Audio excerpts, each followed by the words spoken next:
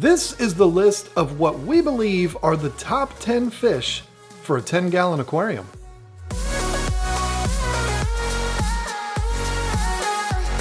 Yeah, I know Guppies were on the 10 Things episode we did on the best fish to go into a 5-gallon tank. There's a very specific reason we put it on this one too, and that's because they're so daggone cute and great for new fish keepers.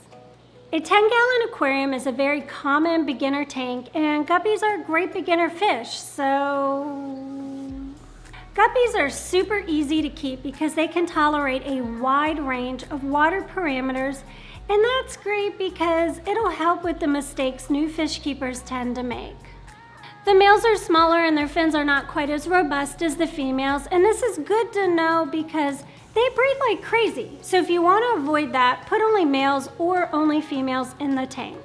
Keep the temperature between 75 and 82 and the pH around neutral, which is 7. And feed them a good quality tropical flake or frozen foods like brine shrimp, and they'll be super happy.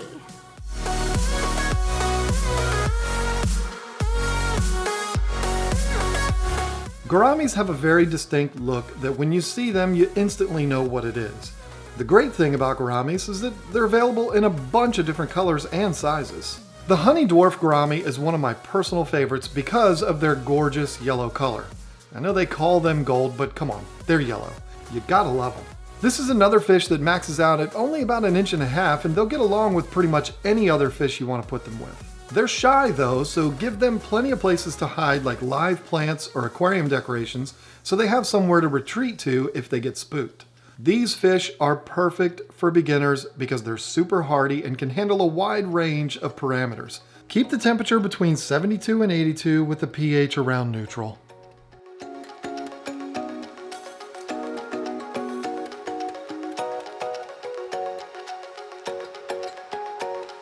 Platies are absolutely perfect for a 10-gallon tank because they're easy to care for.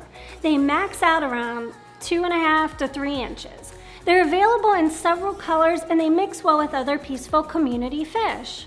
Platies, like some other fish on this list, are live bears, which means they don't lay eggs that hatch later. They give birth to live free-swimming fry, and they're really, really good at it too. They're pretty much a just add water fish if you want to breed them. Keep their water clean, the temperature between 72 and 80, the pH around neutral, and feed them a good quality tropical flake, and you're sure to get overrun with them pretty quick. Platies are not schooling fish, so you can mix 1 or 2 of different colors to a community tank and have no problems.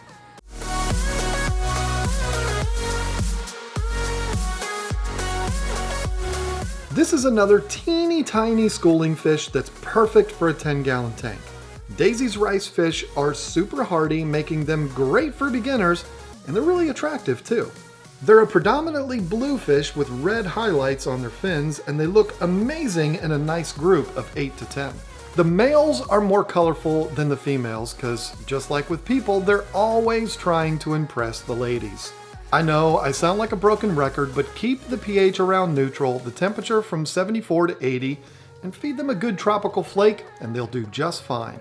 Another great thing about ricefish is they'll go very well with invertebrates. So if you want to add fish to that shrimp tank, but don't want to put something in there that could harm them, these are perfect.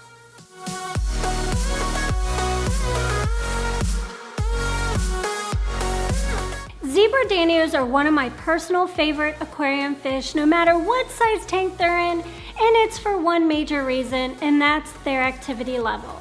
They are non-stop, back and forth, up and down, they're all over the place. Zebra Danios get their name for obvious reasons, and it's the bold black stripes that they have across their bodies. They're super cute. Max out around 2 inches, and they're a schooling fish, which means they'll do best in groups of 5 or more. Be careful though, because you can only put so many in a 10-gallon before it gets too crowded and fouls up the water. I'd say 6 to 8 max in a 10-gallon. Danios like cooler water, so when it comes to picking tank mates, make sure the other fish also like their water a little on the cooler side. 65 to 77 degrees, and anything in between will do just fine. Feed them a good tropical flake, and the pH, keep that between 6.5 to 7, and you're good to go. We're bad guys. It's what we do. No, not Harley Quinn. Harlequin Raspberries, and no, that's not how they got their name. These fish have been in the hobby since the 1930s. Maybe the creators of the comic book character loved these Raspberries. Who knows? These adorable little fish only get to a max of about 2 inches, but to be honest, I've never seen them get that size. They stay pretty small and they have a super cool T-bone shaped black spot on their body, which makes them stand out from a mile away. Unlike the comic book character, these fish will get along with any other fish and they're super hardy and easy to keep. Here we go again. Keep the temperature from 72 to 80, pH around neutral, and you'll be good to go, Mr. J. So stupid.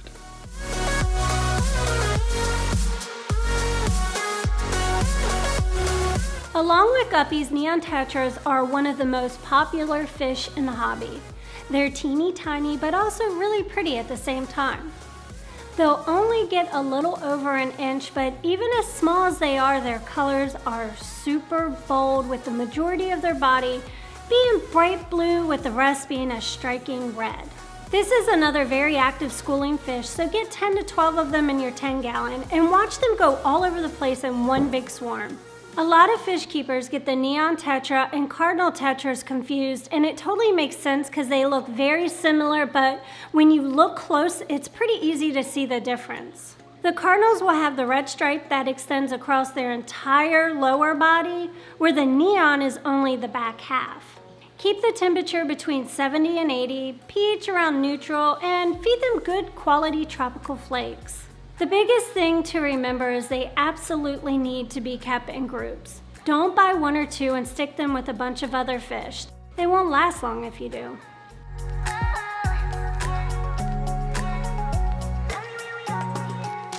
The Goldline Danios is my personal favorite of all the Danios. They're kept with pretty much all the same rules as the zebras that we talked about earlier, like keeping them in groups, keeping them in cooler water like 64 to 75 with the pH around neutral. Really, the only difference is their appearance. The zebras have those black stripes, but the Goldlines have an almost cheetah pattern in place of those stripes. It's pretty awesome. The biggest thing to remember about Danios is they're a schooling fish that's going to be moving non-stop, and they'll pretty much stay at the top of the tank, so if you want to put them in with some bottom dwellers like dwarf Corydoras, they'll all stay out of each other's way.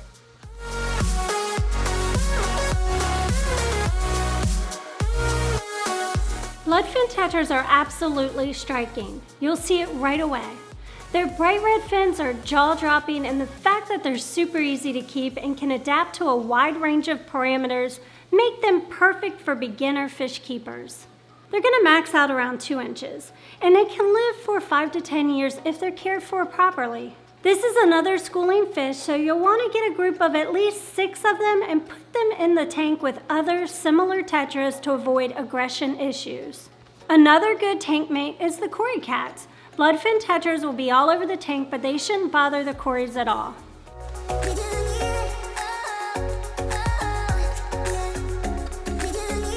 The Scarlet Bodice, or Dario as I like to call them, is one of the most adorable nanofish in the entire hobby. Their red and blue coloration is striking, and they're super easy to keep. Just like so many others on this list, they can tolerate a range of parameters, which makes them perfect for new fish keepers. They're a peaceful fish and will get along with others fine, but the males can compete with each other if they're trying to get the attention of the ladies in the tank. The coolest thing about this is the males will color up bright red and blue to impress the girls. Keep the pH around neutral and the temperature anywhere from 64 to 80, and feed them frozen foods like brine shrimp if you want them to really color up. These fish are pretty shy though, so put lots of plants in with them so they can hide if they need to.